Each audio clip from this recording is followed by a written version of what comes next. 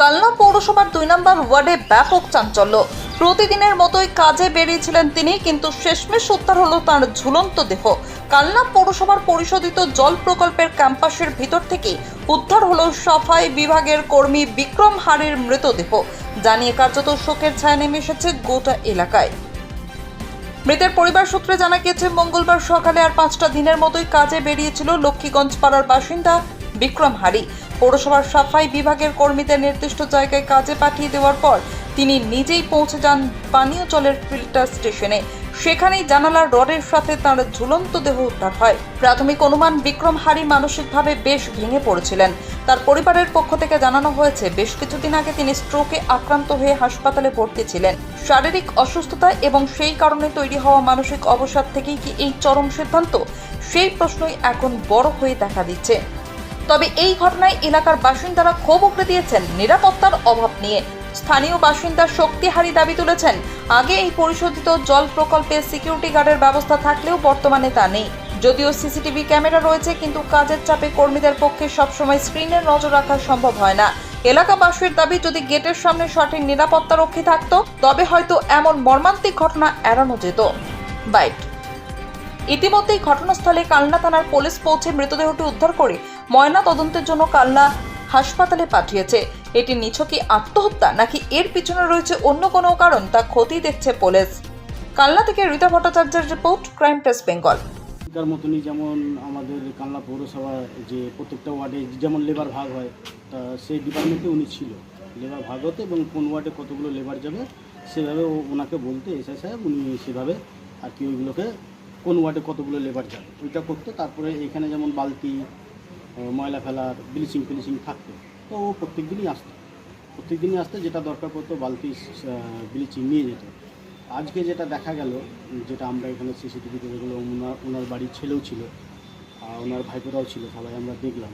আজকে যেটা দেখলাম যে উনি প্রথম ঢুকলো, এখানে ঢোকার পর গেটে কেউ ছিল না, 1 নম্বর। ঢোকার পরে ও চারিদিকটা দেখার পরে জানলার কাছে গেল, জানলার কাছে যেয়ে নিয়ে জানলাটাকে ওয়েট দেখলো যে কতটা নিতে পারে। তারপর ওই কোণের দিকটায় গেল, কোণের দিকটায় যে একটা বালতি বের করলো, বালতি বের করে জানলার ওইখানে বালতিটা রেখে পকেট থেকে একটা দড়ি বের করে জানলার মধ্যে লাগিয়ে আবার তিনি কিন্তু তখন ঝুলে যায়নি, তিনি আবার গেটের কাছে যেয়ে নিয়ে দুদিকটায় দেখেছে কেউ আসছে নাকি। তারপরে যেটা দেখলাম যে উনি গলায় দড়িটা দিয়েছে, এই পর্যন্ত আমরা দেখলাম। কিন্তু আমরা একটা কথা বলি, যে গেটের কাছে আজকে যদি কেউ থাকতো, ডিউটি করতো, পৌরসভার এত বড় প্ল্যান্ট, যেখানে কালনার টোটাল লোক জল খায়, যে জলটা কালনার লোক টোটাল খায়, যদি আজকে এই ছেলেটা গলায় দড়ি দিল, মারা গেল, কেউ দেখতে পেলো না, ছিল না, ঠিক আছে, কিন্তু আজকে ওই জলের প্ল্যানে যদি কেউ বিষ দিয়ে দিত, তাহলে তো কালনার প্রত্যেকটা লোক মারা যেত। হ্যাঁ, আচ্ছা, কি হয়েছিল, কি অনুমান আপনাদের? এই শরীর খারাপ ছিল বাড়িতেই, দিয়ে রাতে যে শ্বাসকষ্ট হয়েছিল, দিয়ে হাসপাতালে ভর্তি করেছিল। হাসপাতাল থেকে ছুটি করে এনে পার্সোনাল ডাক্তার দেখিয়েছি। ডাক্তার দেখিয়ে ওই বলেছিল যে হার্ট অ্যাটাকের মতো হয়েছে, কিন্তু বাইরে বেরিয়ে আমাকে ওই বললো যে কেন না বেশি করে হলো, আমি মরে যেতাম ভালো হতো। ওনাকে ভর্তি করেছিলেন কবে ইয়েতে, হসপিটালে? শুক্রবার মনে হয়। আচ্ছা, দিয়ে ছাড়া পেলো কবে হসপিটাল থেকে? এই তো রোববার। আচ্ছা, দেখাতে গেছিলাম, দিয়ে বাইরে বেরিয়েছে, তখন আমাকে বলেছে। আজকে কি সকালবেলা কাজেও গিয়েছিল পৌরসভায়? হ্যাঁ, কাজে গেছিল। আমি ওখানে ওষুধ দিতেও গেছিলাম, ওষুধ দিয়ে হাতে দিয়ে আমি কাজে গেছি। আবার বাবা কাজ দেখে পৌরসভাতে, বাবার হাতে সব কিছু, কারো ব্লিচিং লাগে, কারো কিছু লাগে, এখান থেকেই বাবা দেয়। আচ্ছা, সেই হিসাবেই ঢুকেছিল? হ্যাঁ, কিন্তু আমি তো রান্না করছিলাম বাড়িতে, লোকের মুখে শুনলাম যে তোর বাবা এরকম করেছে। আমার নাম সুনিতা হারি। আপনার বাবার নাম? বিক্রম হারি। কি করতো আপনার বাবা? আমার বাবা পৌরসভায় ক্যাজুয়াল করতো। এখানে নিরাপত্তা তো, যেটা আমি এখানে এসে দেখলাম, ভেতরে তো আমরা ঢুকি না, প্রতিবেশীদের একটা আবদার দেখলাম, যেখানে একটা নিরাপত্তায় যদি গেটম্যান রাখা যায়, তাহলে এই জায়গাটা একটু দেখে শুনে রাখতে পারে। যেটা আজকে দুর্ঘটনা ওয়াইজ এটা একটা দেখছিলাম, সবাই বলছিল, তা প্রতিবেশীরা সবাই ফুটেজ অনুযায়ী দেখেওছে, মানে ওরা যা ছবি দিয়েছে, স্টেটমেন্ট দিয়েছে পুলিশকে, তা পুলিশ নিয়ে গেছে, কোনো অসুবিধামূলক আমার তো মনে হলো না।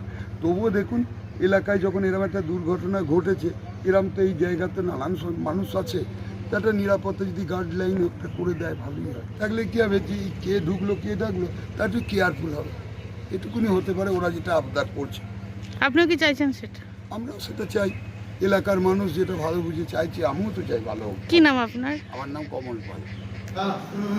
যেটা রটনাটা সেটা ঠিক না, ওটা সংরক্ষিত এলাকা, খুব প্রোটেক্টেড এরিয়া। এবার বিক্রম হারি ও হচ্ছে কি আমাদের পৌরসভারই অস্থায়ী কর্মচারী, সেই কারণেই ও প্রবেশ করতে পেরেছে। এবার যেহেতু জায়গাটা খুব নিরিবিলি, কেউ ঢোকে না, প্রবেশ করে না, সেই একদম নিরিবিলি জায়গা, সেটারই ও সুযোগটা নিয়েছে এবং ও ঢুকতেই পেরেছে, ওখানে প্রবেশ করতে পেরেছে একটাই কারণে, সেটা হচ্ছে যেহেতু আমাদের পৌরসভার স্টাফ ছিল, ক্যাজুয়াল স্টাফ। সেহেতু কী কারণে দিয়েছে সেটা তো আমরা বলতে পারবো না, হ্যাং করে গেছে। ওই জায়গাটা এমনিতেই সংরক্ষিত প্রোটেক্টেড এরিয়া, স্বভাবতই সাধারণের প্রবেশ এখানে একদম সম্পূর্ণভাবে নিষিদ্ধ এবং ওই জায়গাটা খুব সংরক্ষিতভাবে ওই জায়গাটা আমরা দেখি। যখন ঘটনাটা ঘটলো সেটা সিকিউরিটিটা আমরা একটুখানি আরও বেশি নজরদারিতে আর একটু বেশি রাখতে হবে। আমি আবারও একটি কথা আবার বারংবার রিপিট করছি, ওই জায়গাটা সম্পূর্ণ সংরক্ষিত এরিয়া, ওখানে সাধারণের প্রবেশ নিষেধ।